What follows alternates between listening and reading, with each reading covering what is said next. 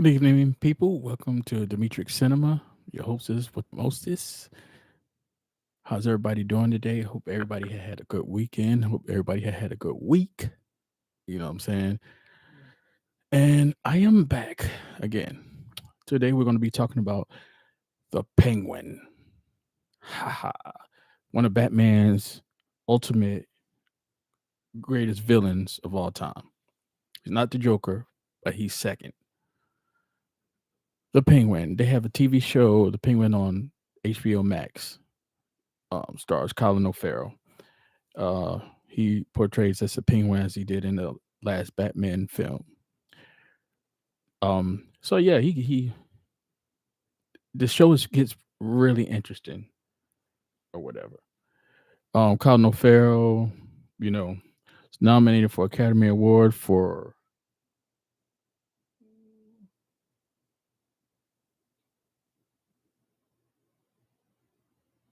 Banshees of Inisherin.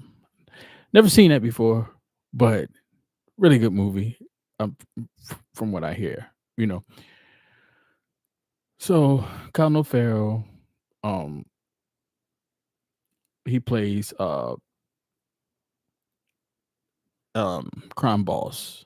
He becomes a crime boss at the end, but in the show, he's working with uh Sophia, um part of the mob family. That they There's two mob families going on in Gotham City. Maroney's and I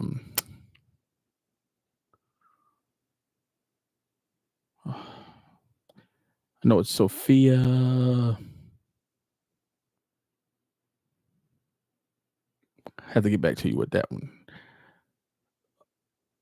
Anyway, he's working with the other mob family, and he shows interest in moving up, and he, just like any other mob boss, Scarface and all them, they take their little journey and ride, and they you know they come up on certain activities and moving up. It's growth they go to, and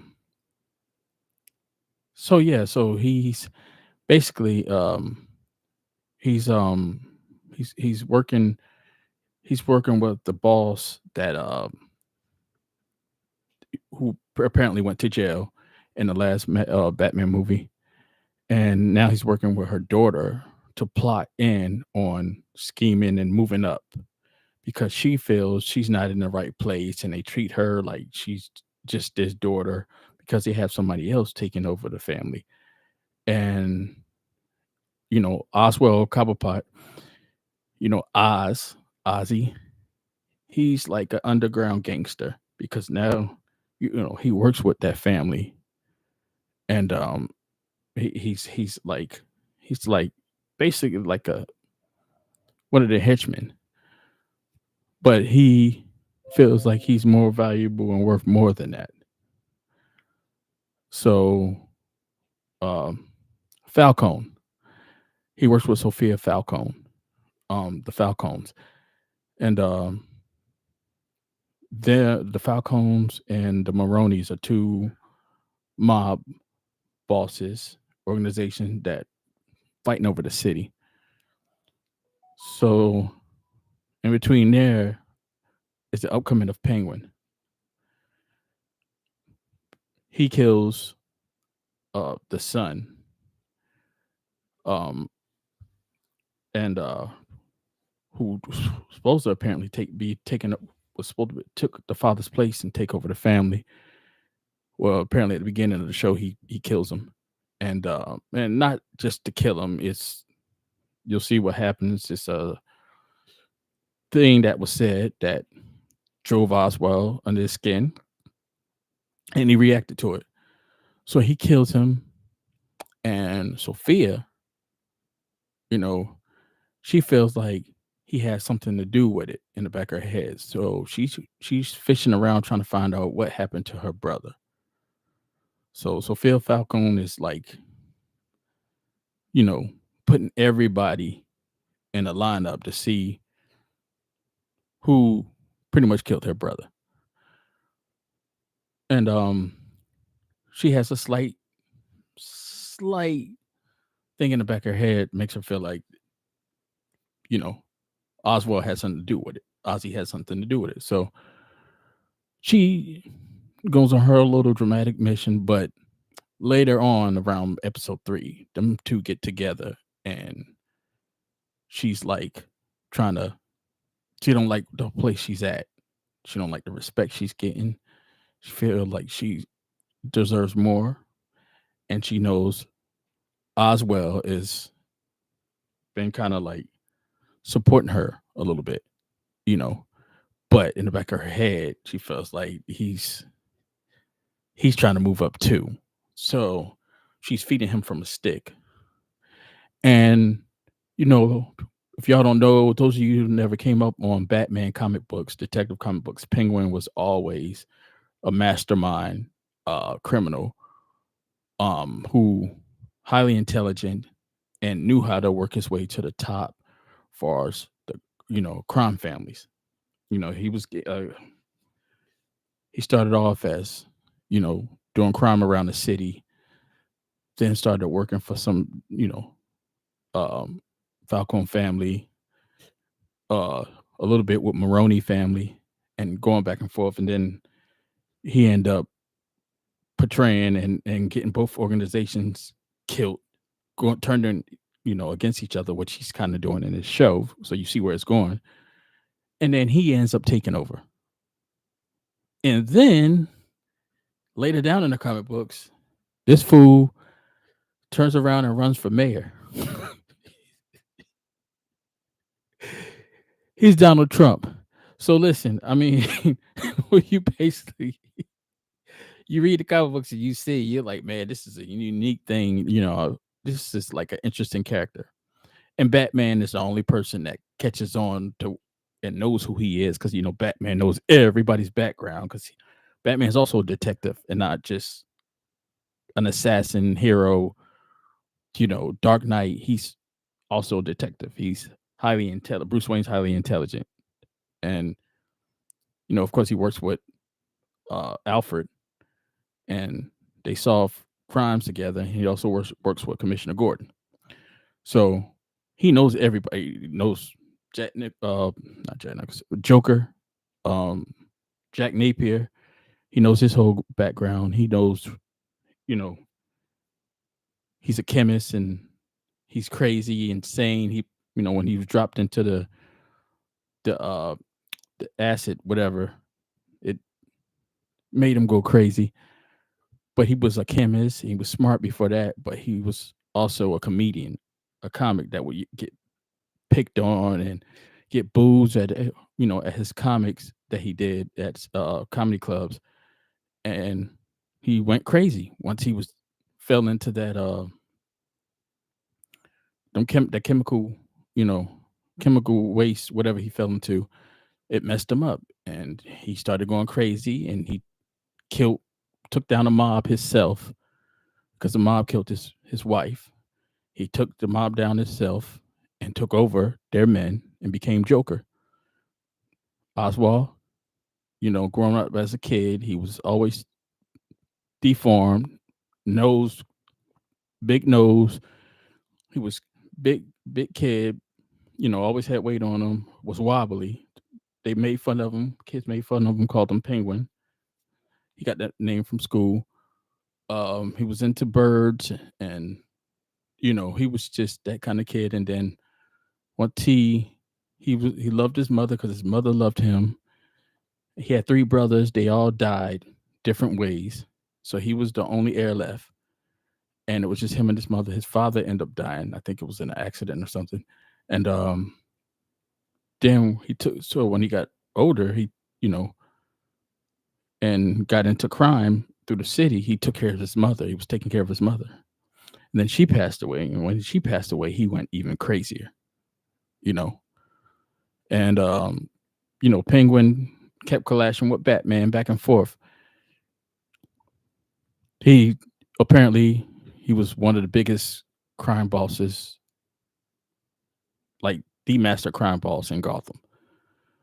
Because when you take over two families in a mob and you're running both, you take out the main people, you become pretty powerful. You know, he was actually more powerful than Joker. Joker was just crazier. Joker was insane. He was, he was psychotic. And but Oswald was more Ozzy was more like trying to be more professional and hidden with his. That's why he ran for mayor, to get Gotham to trust him. But behind closed doors and underground, he was running crime through the city still. And Batman was the only one that could see that. And he convinced Commissioner Gordon, and they would go after him. He got in the comic book story. He got arrested a couple of times, but of course he got out. He had Arkham against Batman. So the show hasn't gotten to that point yet. If they, I don't know where they're going with it. We know how far in the comic books they're gonna go with showing his storyline, his whole story. But let me tell you something. Colin Farrell, man, you rarely know he's in that makeup. He's got, the Penguin's got that makeup, all, face or whatever. Some actors that put makeup on and cover their face, the normal face, and play characters, you could kind of still tell it's them. You could kind of still see their face resemblance under that. This you don't know that's Colin Farrell. Only way you know that because they if they tell which they tell you in the movie. If you don't know you know who's playing Penguin and you didn't know yet, that's Colin Farrell. The Batman, the movie that was, I think it's 2 years old now. With the, the guy, what's his name? The guy from Twilight plays Bruce Wayne. Uh, he plays Batman, and the movie, like the whole time, you have to know that's Colin Farrell playing Penguin because he does such a good job. I always said if Christopher Nolan did a Batman and they made you know, if he didn't like jump into Bane and Catwoman saga, because he cut it off from there. He was, pretty much done with Batman after that. Um, hold on 1 second. Sorry.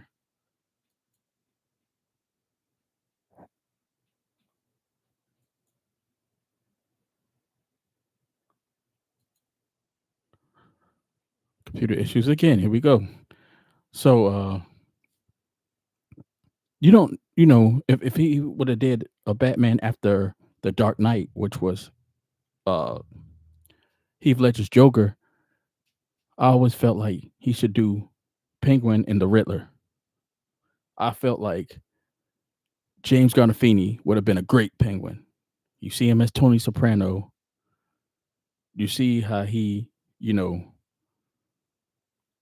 gangster he brought to Tony Soprano. He was really good. I'm a big James Gandolfini fan.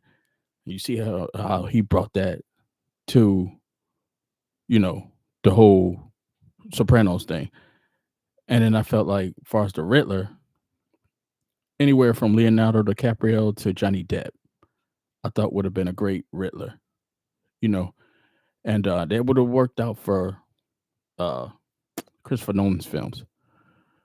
And I feel like they seen this, and this uh, Batman, they want to throw that story in there because they know Christopher Nolan left that one out, and he jumped right into Bane. Bane ended Batman's career. That's something you do in the end of your 1, 2, 3, 4, maybe Batman series of movies. Batman 1, 2, 3, 4. Because Bane was Batman's deadliest villain because he broke his back. He ended Batman's career to the point Batman had to hire another Batman to play him, and then he ended up being Batman Beyond, and it goes into a big comic book story. But I think Batman, you know, it's bigger than people think. But you can't leave out the Riddler and the Penguin. So for this Batman movie, a lot of people might have didn't like it, you know. But for this Batman movie that they did, I at least like the fact that they brought Penguin and the Riddler in it, because Nolan didn't do that. And Nolan's Batmans were really good. I love Nolan's Batman. You know, Batman Begins, The Dark Knight, and The Dark Knight Rising. He did good with Tom Hardy coming in as Bane. You know, uh, I, Anne Hathaway as Catwoman. I thought that was really good, but you can't leave out. You got to have Riddler and Penguin in there. You even had Scarecrow in the first one. Like, those are before Scarecrow. Like, anyway, Colin O'Farrell does a really good Penguin, and I was questionable about that when I heard he was the worst person under that makeup, and before last Batman came out, uh, and I changed my mind quick. He does a really great. He's a really great Penguin. Like, he's on point playing that character, and I like the fact now that they're bringing. Because I was kind of questionable about this at first, but I do like that they're bringing the story out on Penguin and giving you more of what happens, wheeling him into Penguin, because remember, he was never taken down in this past movie. The villains in this past movie was Penguin and the Riddler.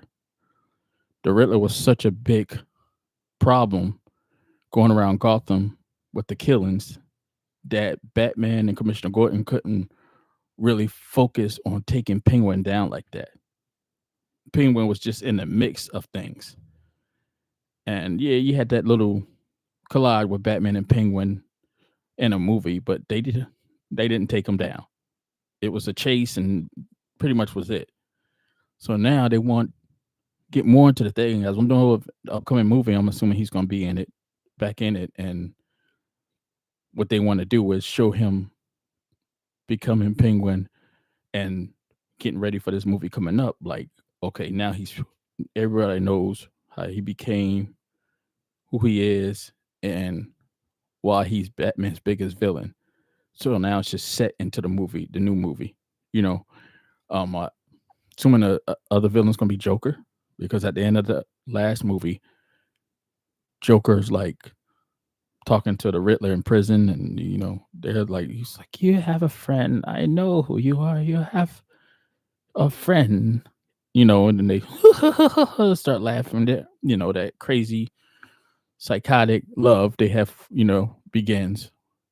So I don't know if they bring a Riddler back in the next one and Joker, or Penguin and Joker, or maybe Penguin and the Riddler back at it. I don't, or either way, or maybe they're gonna leave Penguin out of this one.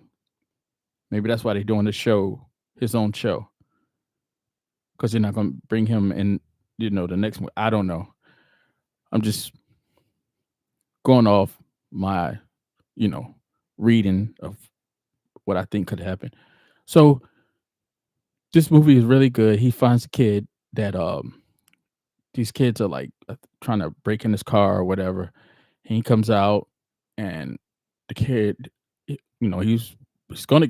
At first, he was kind of going to kill the kid, but then he thought about it and he saw something in the kid. Now he's using him as his, little assistant, whatever, helping him around the city with the stuff he's doing with his crimes, and you know his heists and things he's doing. The kid's helping him, and he's paying. He ends up paying the kid. Kid has his opportunity to leave him for a love life, but he don't do that. He ends up not doing that.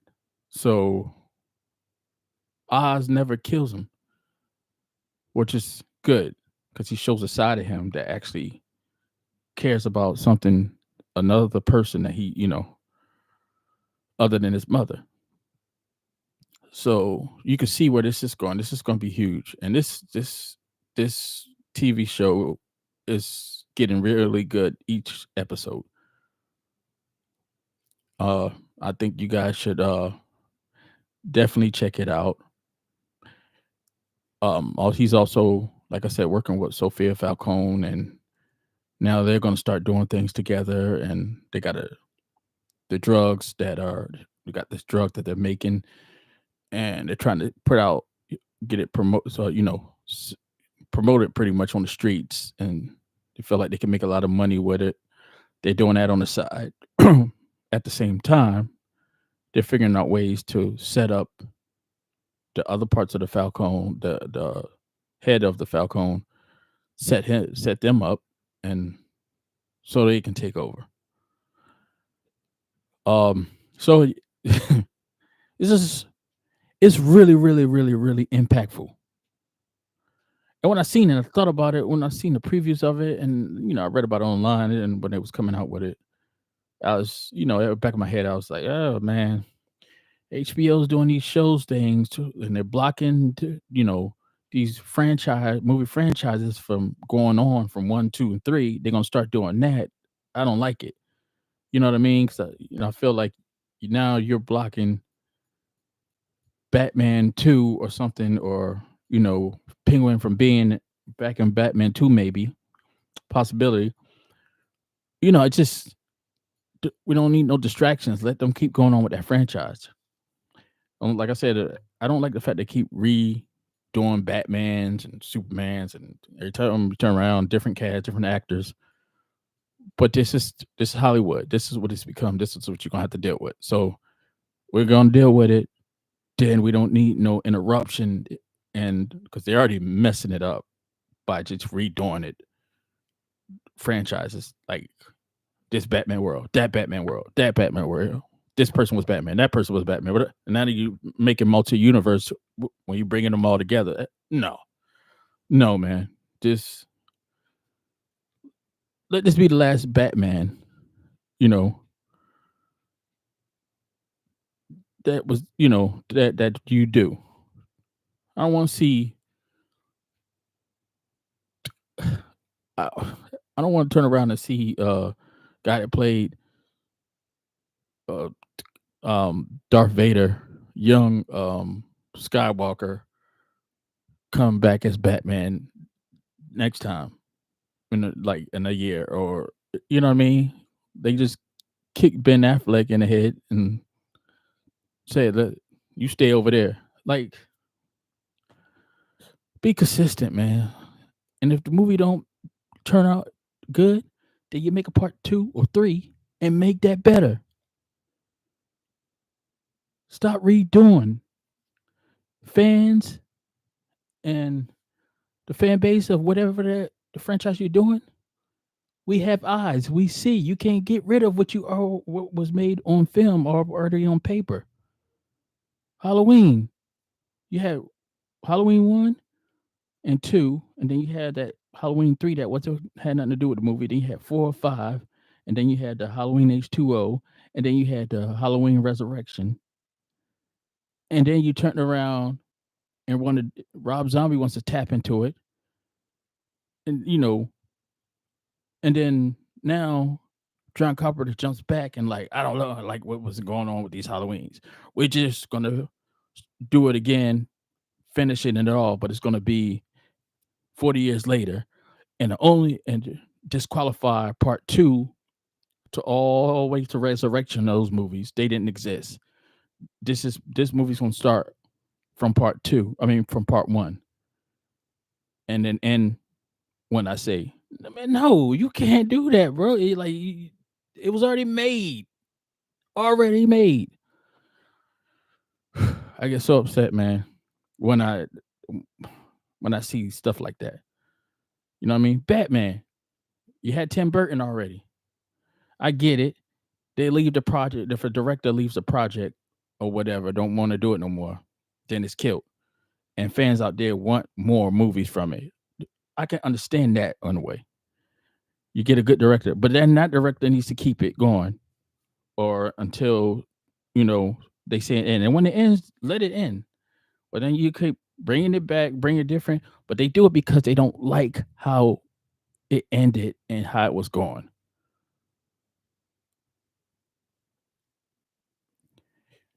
You know, Batman. If somebody say who played Batman, everybody in the world's answer should be we don't know, because it was like 6 people playing Batman. Michael Keaton, Christian Bale, Ben Affleck,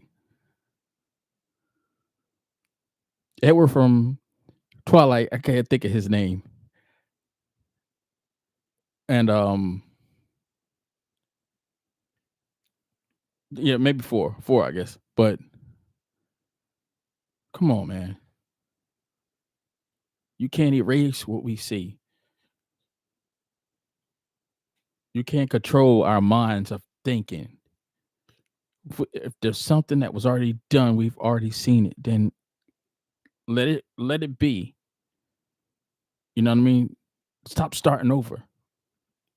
If that actor that played that character already was in that movie that was messed up, the way I see it, keep him, but then make a part. If it went from 1, 2, 3, and then those three were bad, or maybe the 2 out of 3 was bad, then make part 4 a masterpiece where people will change their mind on thinking of that franchise. Like, oh wow, man, this one was really good. This was better than all of them. That's how you do it. Get creative, man. Creativity, man. Like Hollywood is, like that's how you do that, man. That's how you do it. A basketball player, he always try to drive to the hole and always miss his layup when he drives. Then you switch up, start working on your craft and learn how to shoot. Then he gets good at shooting. Now he starts shooting, and now he start winning games. That's how you do it. You know what I mean? Like you don't just say I'm gonna stop playing.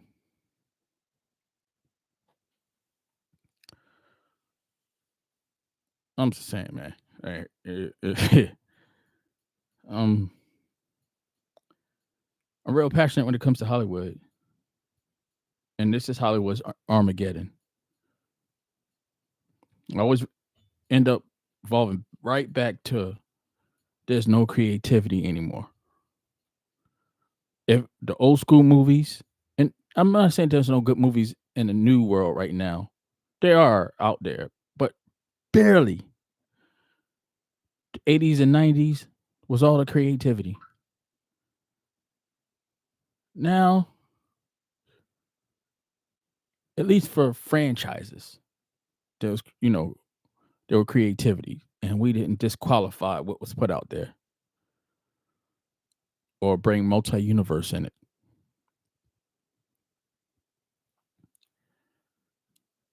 Penguin is a really great story so far. What they're doing with it, and I highly recommend you to watch it. I think it's a really good story behind his character.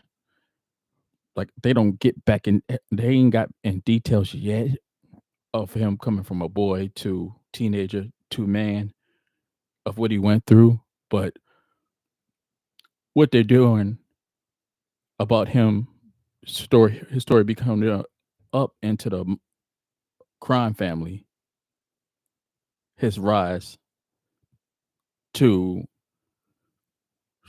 you know, success, and his line of work is so far really good. They're not they're not doing anything to disappoint me. So I think you guys should definitely look into it. Check it out. There's 3 episodes already. The fourth one is should I don't know if it's on or not. I don't know when they air the episodes. I gotta find that out. What day it's actually aired to come on. I think it's Sunday. Not exactly sure, but for me, Sunday is football. Go 49ers. But check it out. And there's some interesting characters in that in the show. I don't want to. I know I said too much, but I don't want to like go all the way into detail with it. And I just want y'all to be, check it out and see what you think. And let me know in the comments what you think about it on the next stream that I do. And also subscribe. Subscribe if you hit that subscribe button. You know, show some love to the streams if you like it. If you don't, understand that one too. So I'm gonna leave saying Colin Farrell. He's changing my mind of thinking on him as an actor a little bit. Some actors they might not think they that great when they're younger, but when they get to their prime, almost at the end of their prime, they get better from the experience. So I think this is happening with me and Colin Farrell. Because other than this, I felt like the best role I seen him play was Bullseye in Daredevil. So you guys check it out. Let me know in the comments, and I will see y'all next time. Have a great weekend.